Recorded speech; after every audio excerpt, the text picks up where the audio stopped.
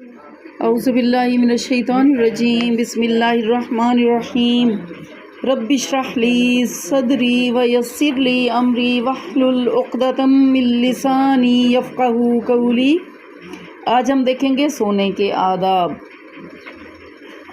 تو نمبر 1، عشاء کی نماز کے بعد جلدی سوئیں، فضول باہر نہ پھریں اور نہ ہی فضول باتیں کریں۔ نبی کریم صلی اللہ تعالیٰ علیہ وآلہ آلہ وسلم عشاء سے پہلے سونا ناپسند کرتے تھے، یعنی عشاء سے پہلے سونا جو ہے وہ پسندیدہ نہیں ہے، عشاء کی نماز کے بعد سونا چاہیے، اور عشاء کے بعد فضول باتیں کرنا بھی آپ صلی اللہ علیہ وسلم ناپسند فرماتے تھے۔ اگلی چیز ہے دوسرا پوائنٹ کہ سونے سے پہلے آگ یا چولہا وغیرہ بند کر دینا۔ بعض اوقات چولہا جلتا رہ جاتا ہے یا کوئی اس طرح کی چیز جیسے ہیٹر بھی ہوتا ہے، تو ہر چیز کو بند کر کے سونا چاہیے۔ اور اگلی چیز ہے گھر کے دروازے بند کرنا، برتنوں کو گھر کے دروازوں کو بھی بند کر دینا چاہیے، یعنی کنڈیاں وغیرہ لگا کے پھر سونا چاہیے۔ گیٹ کو بھی چیک کرنا چاہیے، گیٹ بند ہے کہ نہیں، ہمارے لاؤنج کا دروازہ بند ہے کہ نہیں۔ تو گھر کے دروازے بند کرنا اور برتنوں کو اور کھانے پینے کی چیزوں کو ڈھکنا۔ کوئی کھانے پینے کی چیز ہے یا برتن ہے تو ان کے اوپر کوئی کور وغیرہ ڈال دینا، کور اپ کر دینا ان کو۔ اور اگلی چیز ہے کہ باوضو سونا، یہ سونے کے آداب میں سے ہے، اور 3 مرتبہ بستر جھاڑ کر سونا، 3 مرتبہ۔ اور نبی صلی اللہ تعالیٰ علیہ وسلم اپنے ہاتھوں سے بستر جھاڑتے تھے اپنا۔ اور اگلی چیز ہے کہ 3 سلائی سرما لگانا، یعنی سونے سے پہلے نبی صلی اللہ تعالیٰ علیہ وسلم 3 سلائی سرما لگاتے تھے آنکھوں میں، دائیں آنکھ میں پھر بائیں آنکھ میں۔ تو اگر ایسا کر کے سوئیں گے تو سونے کے آداب میں شامل ہو جائے گا، نہیں سوئیں گے تو بھی کوئی فرض نہیں ہے، یہ آداب میں سے سنت مبارکہ ہے، اور سنت کا بھی بہت زیادہ اجر ہوتا ہے اس کو فالو کرنے کا۔ اور جو بستر پر لیٹ کر 3 مرتبہ، یعنی جب سونے کے لیے لیٹ جائیں تو بستر پر لیٹ کر 3 مرتبہ استغفر اللہ الذی لا الہ الا هو الحی القیوم واتوب الیہ، جو کوئی یہ پڑھے تو اللہ تعالیٰ اس کے گناہوں کو معاف کر دیتے ہیں اگرچہ وہ سمندر کی جھاگ کے برابر ہوں۔ کیا پڑھنا ہے؟ استغفر اللہ، اب مل کر پڑھیں گے، استغفر اللہ الذی لا الہ الا هو الحی القیوم واتوب الیہ۔ اور اب اگلی چیز ہے تسبیحات فاطمہ، سبحان اللہ 33 مرتبہ، الحمدللہ 33 مرتبہ اور اللہ اکبر 34 مرتبہ پڑھنا۔ تینوں کل سورۃ اخلاص، سورۃ فلق اور سورۃ الناس 3 مرتبہ پڑھنا۔ 1 مرتبہ پڑھ کے ہاتھوں پر دم کر کے سر سے پاؤں تک پھیرنا، پھر دوسری مرتبہ 3 مرتبہ، یعنی دوسری مرتبہ تینوں صورتوں کو پڑھ کے پھر پھیرنا سر سے پاؤں تک، پاؤں کی انگلیوں تک، اور پھر تیسری مرتبہ بھی ایسے پڑھ کے سونا، یہ نبی صلی اللہ تعالیٰ۔ اور اگلی چیز ہے کہ دیکھیں یہاں پر ہے کہ اگلا پوائنٹ جو ہے، نبی کریم صلی اللہ تعالیٰ علیہ وسلم جب لیٹنے لگتے تو دونوں ہاتھوں کو ملاتے سورۃ الاخلاص، سورۃ الفلق اور سورۃ الناس، یعنی یہ صورتیں جو ہیں 3 مرتبہ آپ صلی اللہ تعالیٰ علیہ وسلم پڑھتے اور اپنے ہاتھوں میں پھونکتے، پھر اور اپنے پورے جسم پر جہاں تک ممکن ہوتا ہاتھ پھیرتے، پہلے سر پر، پھر اپنے چہرے پر، پھر جسم پر پھیرتے۔ نبی کریم صلی اللہ تعالیٰ علیہ وسلم 3 مرتبہ اسی طرح کرتے، یعنی پہلے سر پہ ایسے پھیرتے آنا ہے، پھر چہرے پہ، پھر اپنے جسم پہ ہاتھوں کو پھیرتے آنا ہے، اور پاؤں تک، پاؤں کی انگلیوں تک۔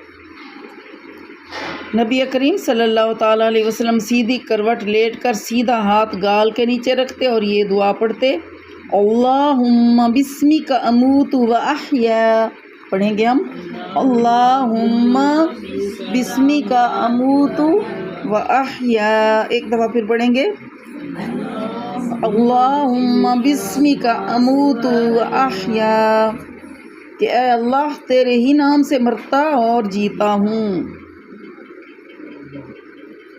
اور یہ کتابوں کے حوالے ہیں، جامع ترمذی، صحیح بخاری، اور اسی طرح سنن نبی داؤد، شمائل ترمذی اور صحیح بخاری، یہ سارے حوالہ جات ہیں بکس کے جہاں سے یہ لیا ہے۔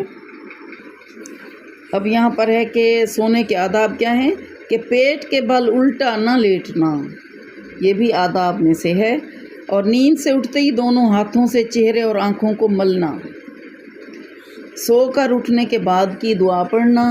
کون سی دعا ہے؟ الحمدللہ الذی احیانا بعد ما اماتنا والیہ النشور، تمام تعریفیں اللہ ہی کے لیے ہیں جس نے ہمیں موت دینے کے بعد زندگی دی اور اسی کی طرف لوٹ کر جانا ہے۔ اور سو کر اٹھنے کے بعد مسواک کرنا۔ سوتے وقت آیت الکرسی پڑھنے کی فضیلت بھی بہت زیادہ ہے، کہ حضرت ابو ہریرہ رضی اللہ تعالیٰ عنہ فرماتے ہیں کہ رسول اللہ صلی اللہ تعالیٰ علیہ وآلہ وسلم نے صدقہ فطر کی نگرانی پر مجھے مقرر کیا تھا۔ ایک شخص رات کو آیا اور دونوں ہاتھ بھر کر غلہ لینے لگا۔ میں نے اسے پکڑ لیا اور کہا، میں تجھے ضرور رسول اللہ صلی اللہ علیہ وسلم کے پاس لے چلوں گا۔ اس نے کہا، میں ایک محتاج ہوں، میرے اوپر میرے اہل و عیال کا بوجھ ہے اور میں سخت ضرورت مند ہوں۔ حضرت ابو ہریرہ رضی اللہ عنہ فرماتے، میں نے اسے چھوڑ دیا۔ جب صبح ہوئی تو نبی کریم صلی اللہ تعالیٰ علیہ وسلم نے مجھ سے فرمایا، دیکھیں حضرت ابو ہریرہ رضی اللہ تعالیٰ عنہ نے ابھی پہلے کوئی بات نہیں بتائی، لیکن نبی کریم صلی اللہ تعالیٰ علیہ وسلم نے خود سے یہ بات پوچھی۔ آپ نے کیا پوچھا کہ ابو ہریرہ تمہارے قیدی نے کل رات کیا کیا؟ اللہ تعالیٰ نے آپ کو اس واقعے کی خبر دے دی تھی۔ تو فرماتے ہیں کہ میں نے عرض کیا، اے اللہ کے رسول، اس نے اپنی شدید ضرورت اور اہل و عیال کے بوجھ کی شکایت کی، اس لیے مجھے اس پر رحم آیا اور میں نے اسے چھوڑ دیا۔ تو نبی کریم صلی اللہ تعالیٰ علیہ وسلم نے فرمایا، خبردار رہنا، اس نے تم سے جھوٹ بولا ہے، وہ دوبارہ آئے گا۔ حضرت ابو ہریرہ رضی اللہ تعالیٰ عنہ کہتے ہیں کہ مجھے رسول کریم صلی اللہ علیہ وسلم کے فرمان کی وجہ سے یقین ہو گیا کہ وہ دوبارہ آئے گا، اور اسی وجہ سے فرماتے ہیں، چنانچہ میں رات کو اس کی طاق میں لگا رہا یہاں تک کہ وہ رات کو دوبارہ آیا اور اپنے دونوں ہاتھوں سے غلہ بننا شروع کر دیا۔ میں نے اسے پکڑ کر کہا، میں تجھے رسول اللہ صلی اللہ علیہ وسلم کے پاس ضرور لے جاؤں گا۔ اس نے کہا، مجھے چھوڑ دو، میں ضرورت مند ہوں، میرے اوپر میرے بال بچوں کا بوجھ ہے، میں اب دوبارہ نہیں آؤں گا۔ مجھے اس پر رحم آیا اور میں نے اسے چھوڑ دیا۔ جب صبح ہوئی تو رسول اللہ صلی اللہ علیہ وسلم نے مجھ سے فرمایا، ابو ہریرہ تمہارے قیدی کا کیا ہوا؟ میں نے عرض کیا، اے اللہ کے رسول، اس نے اپنی شدید ضرورت اور اہل و عیال کے بوجھ کی شکایت کی اور اس لیے مجھے اس پر رحم آ گیا اور میں نے اسے چھوڑ دیا۔ آپ صلی اللہ تعالیٰ علیہ وسلم نے ارشاد فرمایا، ہوشیار رہنا، اس نے جھوٹ بولا ہے، وہ پھر آئے گا۔ چنانچہ میں رات کو پھر اس کی طاق میں رہا یہاں تک کہ وہ رات کو پھر آ گیا اور دونوں ہاتھوں سے غلہ بھرنے لگا۔ میں نے اسے پکڑ کر کہا، میں تجھے ضرور رسول اللہ صلی اللہ تعالیٰ علیہ وسلم کے پاس لے کر جاؤں گا، یہ تیسرا اور آخری موقع ہے، تو نے کہا تھا آئندہ نہیں آؤں گا مگر تو پھر آ گیا۔ اس نے کہا، مجھے چھوڑ دو، میں تمہیں ایسے کلمات سکھاؤں گا کہ اللہ تعالیٰ ان کی وجہ سے تمہیں نفع پہنچائیں گے۔ میں نے کہا، وہ کلمات کیا ہیں؟ اب کیا بتایا اس نے، یہ کلمات آگے ہم دیکھتے ہیں اگلے پیج پر۔ تو اس نے کہا، جب تم اپنے بستر پر لیٹنے لگو تو آیت الکرسی پڑھ لیا کرو، تمہارے لیے اللہ تعالیٰ کی طرف سے ایک حفاظت کرنے والا مقرر رہے گا اور صبح تک کوئی شیطان تمہارے قریب نہیں آئے گا۔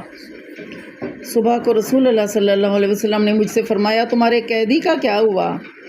میں نے عرض کیا، اس نے کہا تھا وہ مجھے چند ایسے کلمات سکھائے گا جن کے پڑھنے سے اللہ تعالیٰ مجھے نفع پہنچائیں گے، تو میں نے اس مرتبہ بھی اسے چھوڑ دیا۔ رسول اللہ صلی اللہ علیہ وسلم نے پوچھا، وہ کلمات کیا تھے؟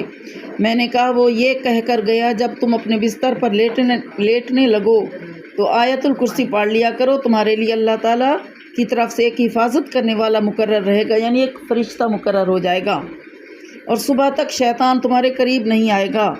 چونکہ صحابہ کرام رضی اللہ تعالیٰ عنہم خیر کے کاموں پر بہت زیادہ حریص تھے، اس لیے آخری مرتبہ حضرت ابو ہریرہ رضی اللہ تعالیٰ عنہ نے خیر کی بات سن کر اسے چھوڑ دیا۔ اب صلی اللہ تعالیٰ علیہ وسلم نے ارشاد فرمایا، غور سے سنو، اگرچہ وہ جھوٹا ہے لیکن تم سے سچ بول گیا۔ ابو ہریرہ، تم جانتے ہو کہ تم 3 راتوں سے کس سے باتیں کر رہے تھے؟ میں نے کہا نہیں۔ آپ صلی اللہ تعالیٰ علیہ وسلم نے ارشاد فرمایا، وہ شیطان تھا جو اس طرح مکر و فریب سے صدقات کے مال میں کمی کرنے آیا تھا۔ حضرت ابو ایوب انصاری رضی اللہ تعالیٰ عنہ کی روایت میں ہے کہ شیطان نے یوں کہا کہ تم اپنے گھر میں آیت الکرسی پڑھا کرو، تمہارے پاس کوئی شیطان جن وغیرہ نہیں آ سکے گا۔ تو یہ سارے حوالے ہیں کہ صحیح بخاری اور جامع ترمذی اور پیچھے بھی حوالہ جات تھے۔ تو یہاں سے ہمیں کیا پتہ چلتا ہے کہ سونے کے آداب میں یہ بھی بات ہے کہ آیت الکرسی پڑھ کر سوئیں، سونے سے پہلے کی دعا پڑھیں، اور جب جاگیں تو جاگنے کے بعد جو ہے جاگنے والی دعا جو ہے الحمدللہ الذی احیانا بعد ما اماتنا والیہ النشور، یہ پڑھیں۔ اور اس کے علاوہ کلمہ طیبہ، کلمہ شہادت پڑھ کر بھی سونا چاہیے اور اٹھنے کے بعد بھی پڑھنے چاہیے ان کلمات کے بعد۔ اور جیسے معوذتین ہم نے دیکھا تھا نا کہ سونے سے پہلے نبی صلی اللہ تعالیٰ علیہ وسلم 3 مرتبہ پڑھتے تھے، یعنی تینوں صورتوں کو 3 مرتبہ پڑھ کے ہاتھوں پہ دم کر کے سر سے پاؤں تک پورے چہرے پر، پھر پورے جسم پر پھیر کے پاؤں تک پھیرتے، اور جب جاگنے لگے نا اٹھنے کے بعد بھی قدم نیچے رکھنے سے پہلے 3 مرتبہ اگر یہ تینوں صورتیں پڑھ لیں تو نہ تو کوئی جادو بندے کو نقصان پہنچا سکتا ہے اور نہ ہی کوئی بھی اور چیز اس بندے کو نقصان پہنچا سکتی ہے۔ جادو کے علاوہ بھی دیکھیں، ایک تو جادو ہوتا ہے، اس کے علاوہ بھی حاسدوں کا حسد ہوتا ہے، نظر لگنے کا ڈر ہوتا ہے، اور بھی بہت سارے ہوتے ہیں نقصانات۔ جو کچھ تو ہوتے ہیں نا، ہم دیکھتے ہیں کہ شیاطین جنوں میں سے ہوتے ہیں، کچھ انسانوں میں سے بھی ہوتے ہیں، صرف جنوں سے نہیں ہوتے، انسانوں سے بھی شیطان ہوتے ہیں اور جنوں سے بھی ہوتے ہیں۔ تو ہر طرح کے انسانوں سے بھی اور جنات سے بھی حفاظت ہوگی، یعنی ہر بری چیز سے حفاظت میں انسان آ جاتا ہے۔ اللہ تعالیٰ نے تو کلمات بتائیں، اب بات ہے کہ ہم کتنا عمل کرتے ہیں ان پر نا۔ ٹھیک ہے، اللہ تعالیٰ سے دعا ہے کہ اللہ تعالیٰ ہم سب کے پڑھنے، سننے کو، بیٹھنے کو یا رب العالمین